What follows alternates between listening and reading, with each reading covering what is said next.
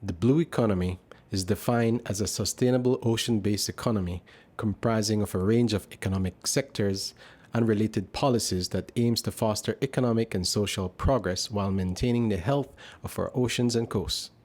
Within that broad definition, conservation organizations have carved out innovative ways to maintain the health of our seas and coasts. As the co-manager of the Blue Hole and Half Moon Caye Natural Monuments, the Belize Audubon Society views fishers as important stakeholders within the Lighthouse Reef Atoll. According to Lucita Ayuso, Audubon's community liaison officer, initially, the organization would visit villages such as Sartaneja, Chinooks, and Copperbank, but the fishers were rarely at home. This resulted in the organizations developing boat-to-boat interactions with fishers. We do this every year, the boat-to-boat, where we come to you during the opening and for the conchs and lobster. This time is for the lobster, no? We wish you the best for this lobster season. How was the lobster season last year? It was okay, but the weather not give the time for work. What's the carapace, the minimum carapace length that you should fish? El carapacho, ¿qué es el mínimo del lobster? ¿Qué es el tamaño mínimo que debe de tener? 3 inches, I think. 3 inches, very good.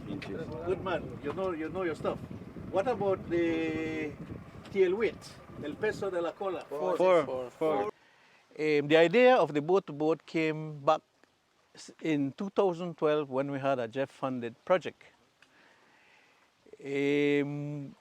Prior to the inception of the boat-to-boat strategy, we had community meetings, but we never got our direct stakeholders engaged in those meetings. Who we got are the wives and the children of the direct stakeholders with whom we want to meet, who are the fishermen.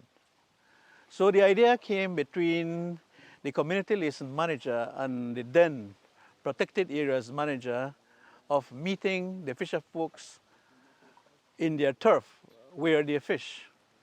So in December 2012, we embarked into the trying out the strategy when during a Christmas time. We thought about taking grapes and an ice cold Coke to them as we engage in discussions.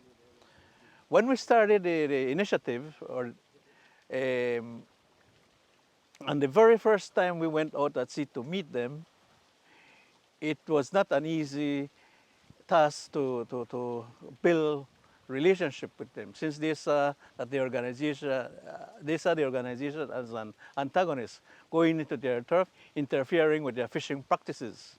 The perception has changed, and fishers look forward to the occasional and informational sessions by the organization.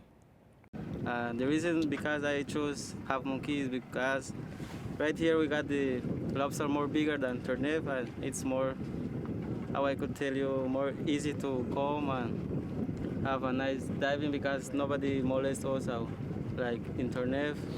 Well, up to now, Belize Audubon is working good with the fishermen because every opening they come with the boats and the skiff and they ask how is going the open season and what you need, and if you need more rangers to circle the area. The part that I love it is because they bring some chips and some soft drink. Strategy engages fisher folks one-on-one in their fishing vessels. Through the strategy, fisher folks are given the opportunity to voice their opinions, suggestions with regard to sustainable fishing practices at Blue Hole Natural Monument and Lighthouse Reef Atoll. The strategy is also used to promote the Belize Audubon Society's conservation work. Fishermen are sensitized about single-use plastics and its mitigation efforts to the marine environment. Fisher folks are also sensitized about stony coral tissue loss disease and its mitigation efforts. Through the strategy, fisher folks also learn about the importance of grazers to the marine environment.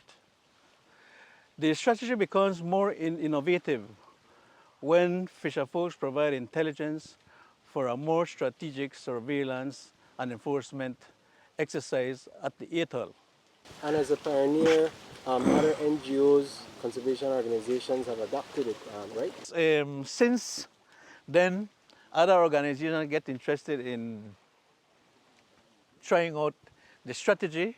We have even mentored other NGOs, and they willingly are using the tool, the innovative strategy till today. And I know that other NGOs are using it also. The barrier reef and the diving experiences draw thousands of tourists to popular dive sites every year and provides income to many. But coral reef structures are affected by disease and climate change. Fragments of Hope has been innovative by replanting corals to replenish areas that need new growth. The organization's founder, Lisa Karn, says they have been growing elk horn corals that are not affected by stony coral tissue loss disease, and these should help with shoreline protection. In South Silk Keys, the organization collected corals from a nursery site and then cuts them with a wet tile saw.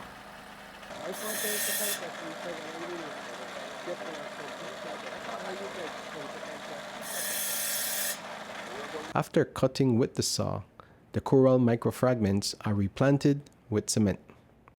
Previously, we would take small pieces of the elkhorn coral from wild colonies and place them in a coral nursery for 1 to 2 years to grow big enough to then put them out on the reef. And in 2017, we adapted and changed that with Dr. David Vaughan, who really came up with or coined the microfragmenting technique. And he and others, most others, use it for land-based nurseries. And the principle behind it for any coral species is that when you make a cut or a lesion, it's, the analogy is like if you make a cut on your skin, it forces the skin cells to grow back faster. So by cutting the coral quite small, it actually forces it to grow faster than it would if you didn't touch it at all, if that makes sense. And so David Vaughan, Dr. David Vaughan, and most others are using it in controlled land-based nurseries in what they call raceways or tanks or aquarium, and they cut the corals very, very small. So the value of that is if you don't have much of a coral to start with, you can make lots of little pieces that will then grow up into more. We're not in that situation. Here in Belize, we prefer to use the sea as our laboratory. We have so much corals and reefs still living here. And so we have, all of our nurseries are based in the ocean. And so what we did is modify this method to use it for directly in water purposes. So with the elkhorn coral now, we have bypassed the nursery time completely.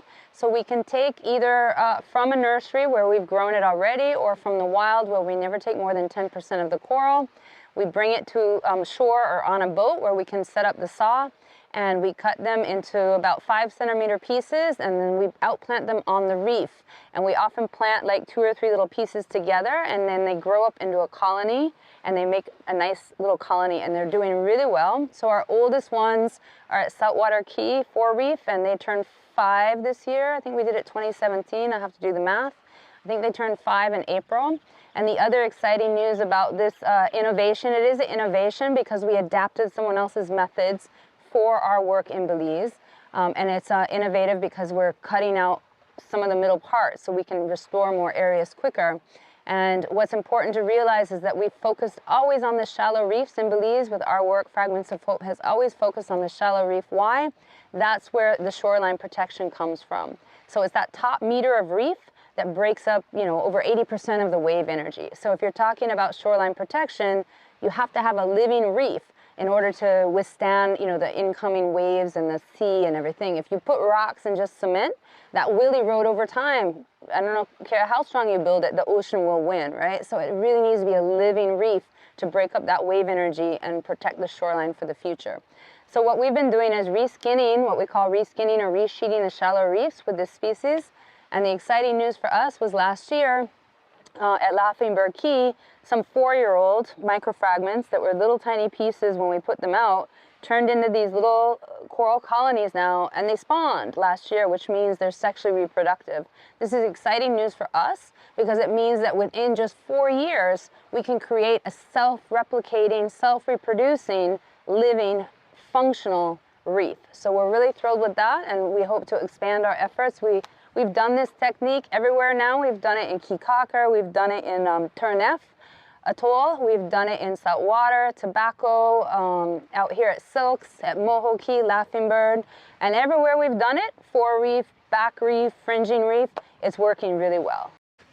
What we normally do is we take different fragments from healthy corals. Depending on what we're doing, we either set them on a table, ropes and a string, let them grow, and we use them for coral restoration around the area. So what we do is we select a specific location. We look for substrates. Using a steel brush, we actually scrub, make sure that there's no algae, or remove as much algae as possible. And we place puddles of cement. Once the cement is getting somewhat hard, we start to put the fragments on them. Laughing Bird Key is now internationally known. It's actually recognized internationally as sort of a star restoration site. Why? Because we have the longest data set, the most coral coverage, we have the quantification methods to back it up. The results are there. We're not just talking about something in theory, right? The Toledo Institute for Development and Environment, TIDE, has been innovative with the use of technology by utilizing aerial and aquatic drones that dive to depths of 100 feet. They have been used as part of its patrols, monitoring, and enforcement activities within the Port Honduras Marine Reserve. Ryan Moore, TIDE's Marine Protected Areas Manager, believes the technology will continue to be essential to conservation organizations. It had to be able to maneuver more freely while underwater, in the sense of like a scuba diver, being able to hold in place, rotate 360, and likewise being able to look up and down for it to be useful. And so in 2022, courtesy of a Belize Marine Fund project, we were able to acquire our second underwater drone, which had those features that we were looking for. And so this drone now is primarily used as a part of that project to modernize or increase the use of technology in enforcement. And so that is also has a secondary component, which is the enforcement strategy. We tend to refer to it as a hybrid enforcement strategy, because it has aspects of the old methodology of using enforcement, which is standard within all the other enforcement strategies. But this one now will include the aspects of the new technologies, such as the aerial drones and the underwater drones. We would launch the use of our drones, which started with the drone that could land on water. And now we have the access to drones which have increased range. And so we would launch from while we take off at the quay to give a first look at where potential vessels are located. But we would still go on patrol, and we would have the drone up in the air as well, because these drones now have increased range of like up to 40 minutes of flying time. And so we would be on patrol and the drone would be flying as well. So that, we don't have to deploy all the time. It's already launched in the air. And it just increases our understanding, and so we could use less fuel. Everybody has to adapt. And at the end of the day, the technology is very beneficial for us, because then the drone, the aerial drone, it helps to, go up, and then you see a more bigger area where you want to cover. It avoids going to different areas, just to check if a vessel is there. A lot of people coming in from the neighboring countries who come take the fish, actually take the product where they make, And if you notice, the weather kind of bad, so I know a lot of fish again, like back then in the days, they use a lot of net and a lot of different things too, so it kind of hard, keep up with them. So if you notice, a lot of trap too. Too much trap. Yeah. Too much. A lot of trap, like People, extremely too much. If you notice over that side, right. If you go fishing over that side, Nothing. no fish. Because too much trap. I Even think when I throw my line, sometimes I catch 2 or 3 times, I haul up trap already with my line. So I believe they have a lot of trap. Too much And trap. over this side, when leave it, they catch over this side, but the weather kind of. One person, they have too much trap. one person. Yeah, They need regulate it, but everybody need to eat, in this area they have was 5 person to strap. I not tell lie. They have, different type of activities that we try or we want to explore. We can do habitat mapping. We can do fish ID. You can do coral as well. We know that they are using the gillnets more in the deep now. We have seen that even along the coastline, these guys are using, they're sinking the entire net. So, it is a possibility of, using the gillnet, the drone near the coastline to search for gillnets as well.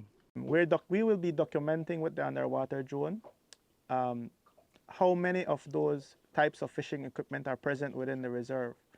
Of course, we will be actively seeking gillnets because in the past couple of years, we started to see the use of gillnets being submerged. And when they submerge it, they would bring up like lobsters within the gillnets.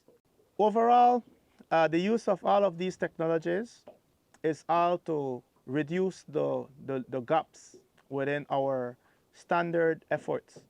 Conservation work in the blue economy is not only the responsibility of organizations such as Tide, Fragments of Hope, or the Belize Audubon Society.